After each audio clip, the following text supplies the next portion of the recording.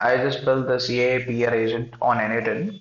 So what it does is it will fetch us the new Reddit articles that were written by users where our particular company was mentioned, and those shortlisted articles will be sent to the LLM, and LLM will, try to find at least the negative, articles written about our company or about our customer support or, technically whatever the thing that user was ranting out on social media, that particular LLM will simply, label that particular post or article as negative one. So, and we will be saving that negative post to our Google Sheets, and our customer support team, at least technically that particular company's customer success team will go through that particular article, and maybe if feasible,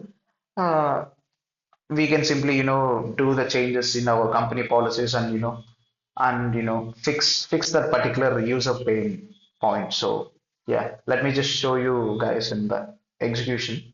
So, and per one single run, 5 Reddit posts for sent to the LLM. So